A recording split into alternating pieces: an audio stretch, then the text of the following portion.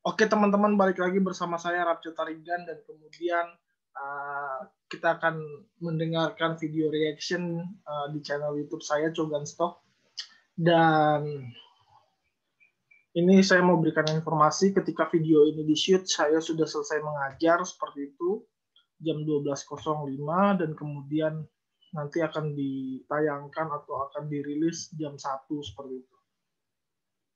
Kali ini kita akan nge-reaction dari videonya Panji Pragiwaksono di tour stand up komedinya dan kemudian kita akan melihat ataupun mengambil nilai-nilai yang kemudian bisa kita pelajari dari apa yang ditampilkan seperti itu. Dan saya akan coba tayangkan full dulu videonya, lalu kemudian nanti akan coba saya bahas apa yang menarik, apa yang dapat kita pelajari dari video tersebut seperti itu.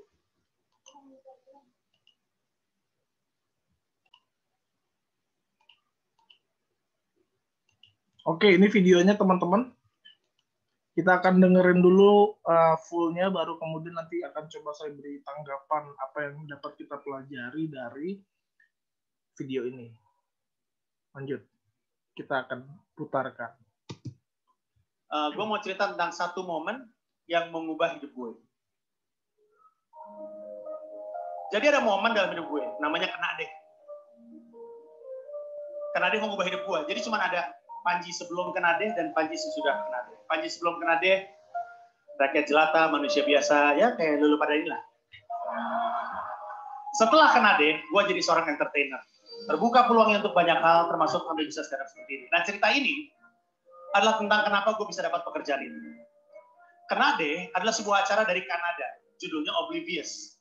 Haknya dibeli sama sebuah PH di Indonesia, di Jakarta. Mereka mau bikin, mereka nyari presenternya.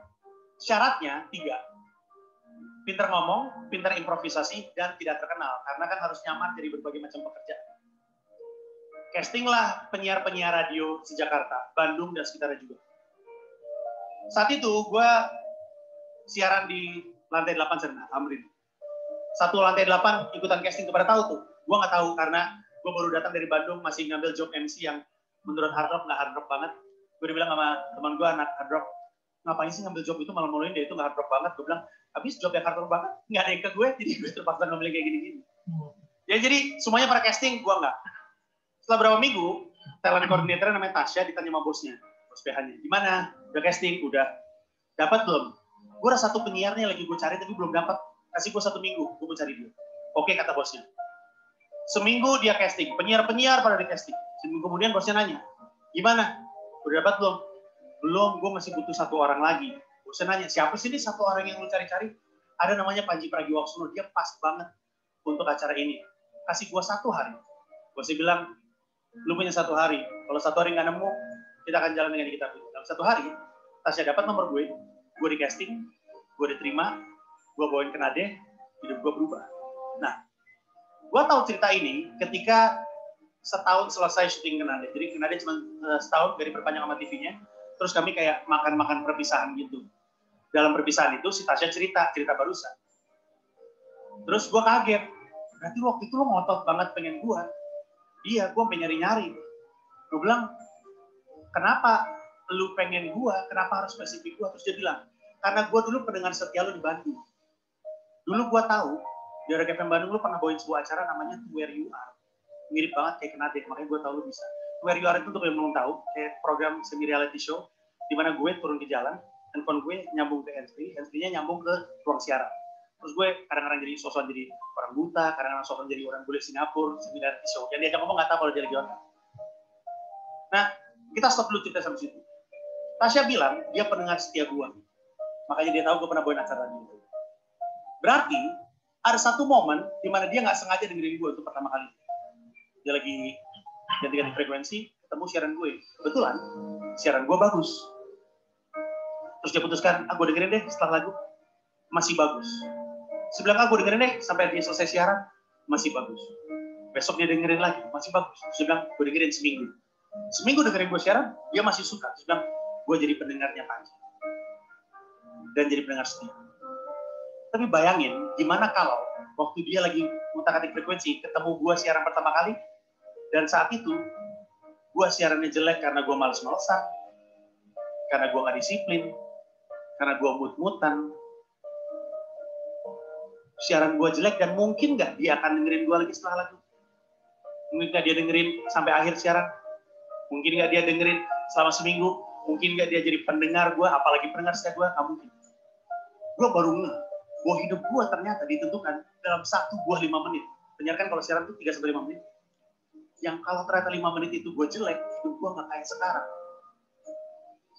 Banyak orang nanya, Panji, kenapa ada yang sukses dan ada yang enggak? Kadang-kadang gue berpikir, kita sering banget menyia-nyiakan kesempatan yang diberikan kepada kita.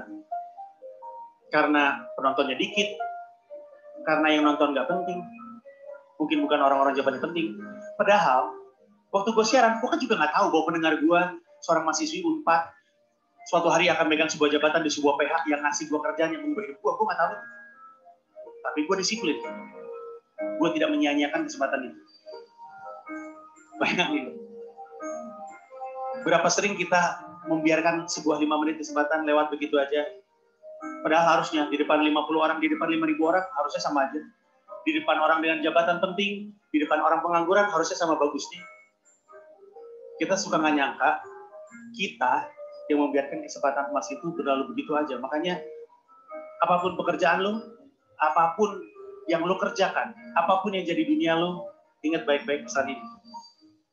Jangan pernah sia-siakan setiap 5 menit kesempatan yang diberikan kepada lo. Karena lo nggak akan pernah tahu, bisa jadi 5 menit itu justru yang akan mengubah hidup lo selamanya. Selamat berjuang. Terima kasih.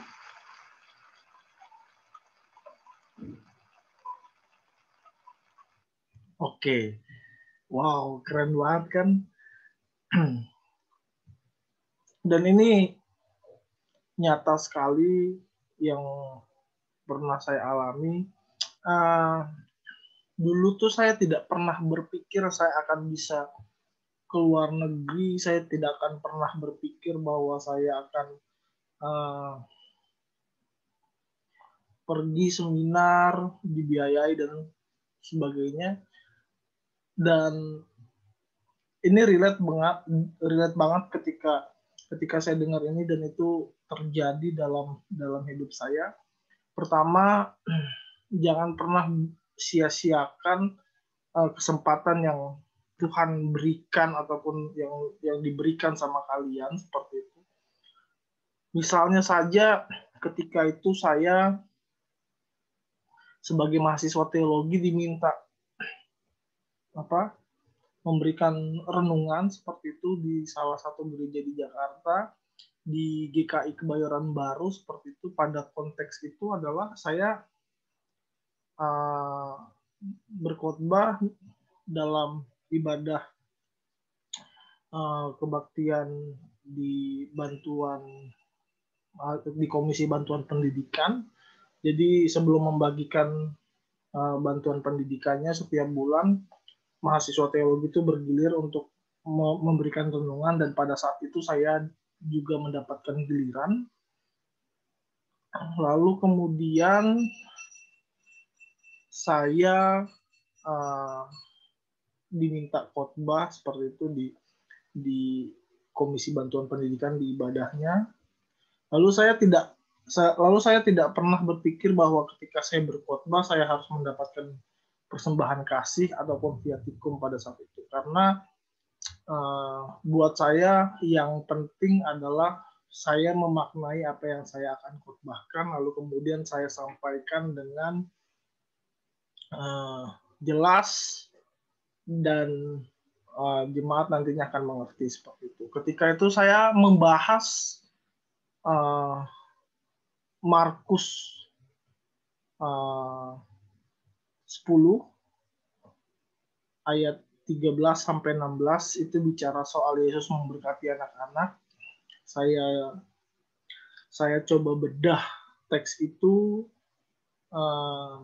dari perspektif seorang anak kecil, karena pada saat saya membaca teks itu, saya tertarik untuk bahas itu, dan itu menjadi teks pertama saya memulai pelayanan atau mengkhotbah atau berkhotbah di gereja-gereja seperti itu. Teks pertama awalnya.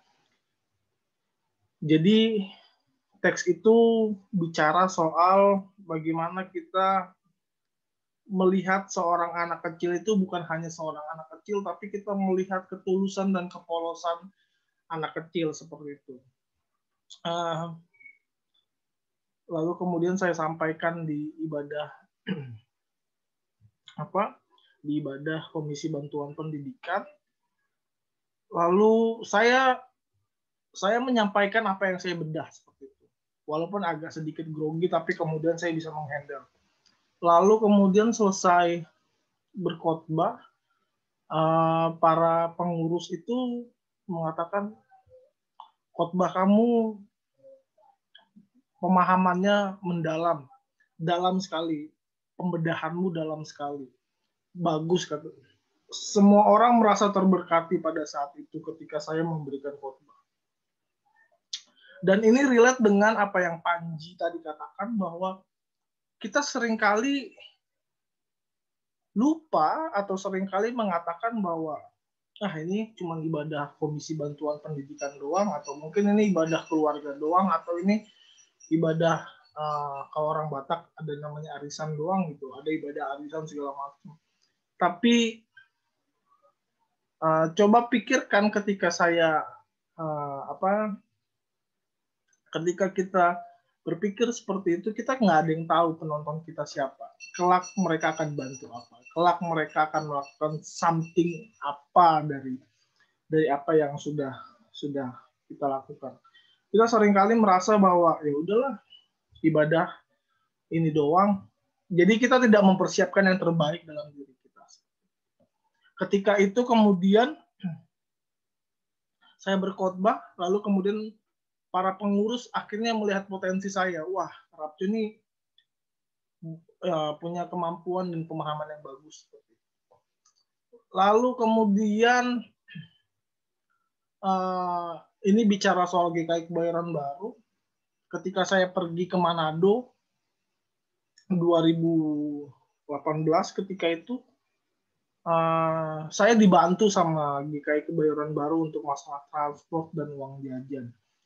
Saya tidak pernah berpikir pada saat itu saya akan dibantu segitu banyaknya. Tapi kemudian mereka membantu dan mereka melihat potensi saya dan akhirnya mereka mendukung saya. Coba bayangkan kalau seandainya pada saat itu saya tidak melakukan yang terbaik, tidak melakukan mendalami Alkitab dengan baik. Akankah kemudian para pengurus akan membantu saya? Rasanya tidak. Apakah kemudian para pengurus percaya kepada saya bahwa saya punya potensi untuk pergi ke sana? Sepertinya tidak. Itu yang mau saya sampaikan, bahwa jangan pernah buang kesempatan yang sudah diberikan. Sekecil apapun, maksimalkan itu dengan baik. Lalu kemudian ini lagi pengalaman saya di 2018, ketika itu Kongres GMKI, Gerakan Mahasiswa Kristen Indonesia di Bogor, tuan rumahnya cabang Jakarta. Lalu kemudian saya ketika itu diminta untuk jadi koordinator floor, lebih tepatnya mengurusi ruang persidangan, baik memastikan mikrofon berjalan ataupun jadi proyektor berfungsi atau tidak, dan yang lain sebagainya. Lalu kemudian saya tidak membayangkan ketika itu ternyata Presiden Jokowi itu datang, dan akhirnya saya harus berkolaborasi ketika itu dengan staf ahli istana seperti itu, yang bagian menampilkan slide kepresidenan seperti itu. Saya berkolaborasi, saling membantu, dan saya coba melakukan inisiatif ketika itu, dan walaupun saya tidak pernah di briefing ya untuk itu, akhirnya saya belajar ketika si staf ahli itu minta ini, saya coba sediakan, minta ini, coba saya sediakan, sehingga selesai acara itu saya berkenalan dengan staf ahlinya. Dan ini staf ahli ini bukan senior GMKI ya. Dia staf ahli itu. Lalu kemudian saya berkenalan, terus dia katakan gini, Mas orang yang cekatan ya, dia bilang. Terus saya bilang, terima kasih Pak, saya hanya mencoba melakukan yang terbaik untuk mensukseskan kongres ini, karena kan kedatangan presiden justru suatu kebanggaan, saya bilang kan. Terus staf ahli itu bilang bahwa iya, saya kalau tektokan sama orang acara seringkali tidak nyambung, dia bilang. Dan kali ini saya mendapatkan teman tektokan yang punya inisiatif bagus seperti Mas, dia bilang begitu. Dan dari situ kemudian saya minta kontak dia, dan sampai hari ini juga masih chatan kayak gitu. Akhirnya dari situ saya menyadari bahwa ternyata dia mau loh temenan sama saya gitu.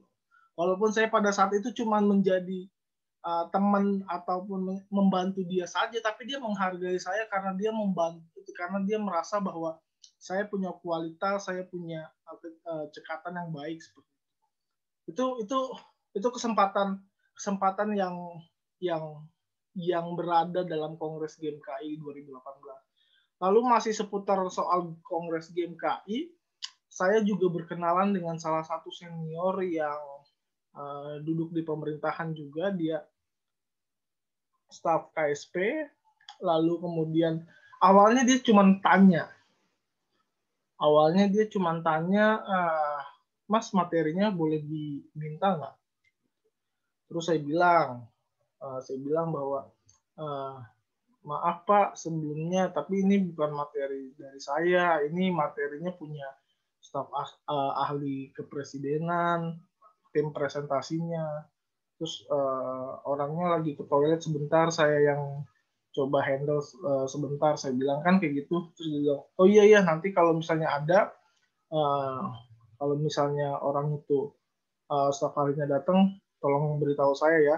Akhirnya staf ahli itu datang, maksudnya sudah selesai dari toilet, kemudian saya langsung kasih tahu senior itu, lalu kemudian akhirnya minta bahannya, seperti bahan materi presentasi dari presiden seperti itu. Lalu kemudian setelah minta, senior itu memanggil saya dan bilang, kamu sini dong, kata dia. Terus saya bilang, kenapa Pak? Enggak apa-apa. Kamu dari cabang mana? Kaget kan, karena dari cabang mana berarti kan dia anggota GMKI ya, atau mungkin pernah ber-GMKI. Terus saya dari cabang Jakarta Pak, gitu. Jangan panggil Pak, kata dia. Panggil abang aja, karena kan di GMKI kan culture-nya panggil abang gitu. Oke, akhirnya panggil bang. Lalu kemudian dia cerita dia dari cabang ini, cabang Surabaya, dan dia first impression ketemu saya tuh kayak seneng, anak muda yang ramah, yang mau membantu dan menghandle seperti itu. Akhirnya kenalan lah. Dari situ kemudian saya punya dapat teman-teman di pemerintahan seperti itu. Dan dari situlah saya berpikir bahwa ternyata hal-hal kecil, kesempatan kecil dari kesopanan, dari tutur bicara pun sebenarnya orang bisa menilai seperti itu, suka atau tidak sukanya seperti itu. Ini menarik sih, karena seringkali orang mungkin yang saya jumpai bicara soal tutur kata ataupun tata bahasa dalam berbicara sama yang lebih tua itu agak sedikit nyeleneh, sehingga mungkin orang yang yang kita jumpai, kan kita nggak tahu kalau seandainya pada saat itu saya jawab, wah saya nggak tahu Pak, gitu. Kan orang mungkin kesel ya. Tapi ketika saya jawab dengan ramah, wah saya tidak tahu Pak, ini punya staf ahli tim presentasinya istana, saya bilang. Itu kan menunjukkan bahwa saya memberikan jawaban yang sopan kepada beliau ketika itu, dan mereka dan beliau suka dengan cara komunikasi saya seperti itu, sehingga pada saat itulah saya berkenalan dan akhirnya bisa main sesekali ke KSP dan punya teman-teman relasi atau teman-teman di pemerintahan seperti itu. Lalu kemudian pengalaman yang menarik juga ketika itu saya ulang tahun, bukan ulang tahun, nggak ulang tahun deh, Natal GMKI cabang Jakarta lalu kemudian kedatangan ketua umum GMKI ketika itu 2018. Saya jadi, sebenarnya sih bukan saya ketika itu yang diminta untuk jadi pemandu lagu, tapi kemudian teman saya manggil saya mendadak dan saya nggak ada latihan seperti itu. Ini agak bingung juga ya, tapi saya merasa pada saat itu saya nggak menampilkan performance yang baik seperti itu, sehingga pada saat itu saya mimpin lagu, lalu kemudian 5 menit 10 menit lalu kemudian ibadah berjalan dengan lancar, ibadah Natalnya 5 menit 10 menit sampai 15 menit saya lupa, kayak gitu, memandu lagu karena kebanyakan di khotbah seperti itu.